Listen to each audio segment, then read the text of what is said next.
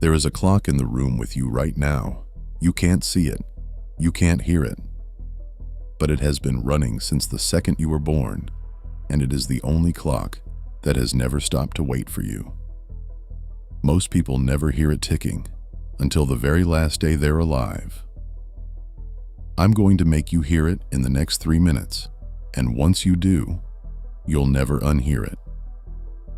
Because there's a woman named Bronnie Ware who heard thousands of these clocks run out. For years, she sat at the bedside of the dying, and what they confessed in those final hours was so identical, so chilling, that once you know it, you cannot keep living the way you've been living. The strangest part isn't what they regretted, it's who said it, and how easily they could have changed it while there was still time. Here's what happens at the end.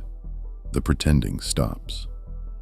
When a person knows there are no more tomorrows coming, the mask falls away, and they finally tell the truth they spent an entire life avoiding.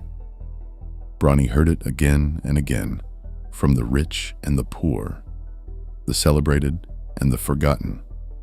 Completely different lives, the exact same dying words, as if every human being is secretly running on the same hidden machine. And the number one thing they said wasn't, "I wish I'd made more money." It was something far worse. Because you are doing it right now. The most common regret of the dying is this: I wish I'd had the courage to live a life that was true to me, and not the life everyone else expected of me. Sit with that for a second. They didn't regret the risks they took. They regretted the ones they didn't.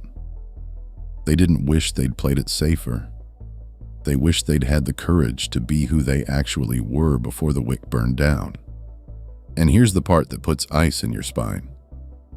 You may still be on that same safe road right now, the exact road they wept about at the end. Picture your life as a candle lit the day you were born.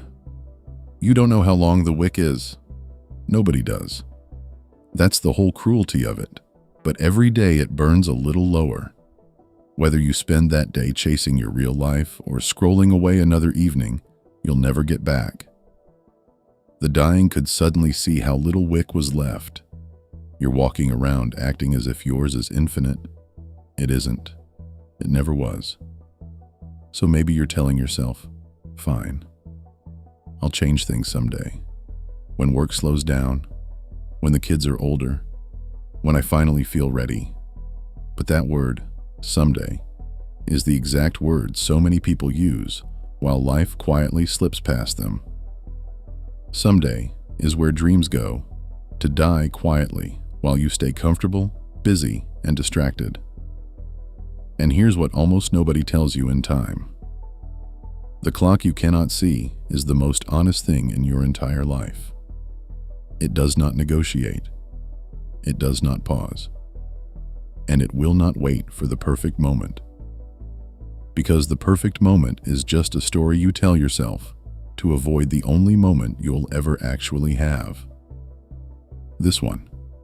The people in those beds would have given everything they owned for the few minutes you just spent watching this video.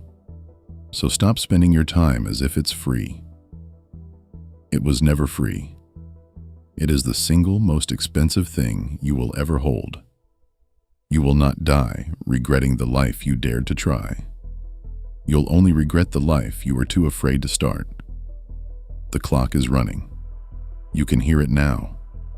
And what you choose to do in the next 60 seconds may be the first thing you do with whatever time you have left.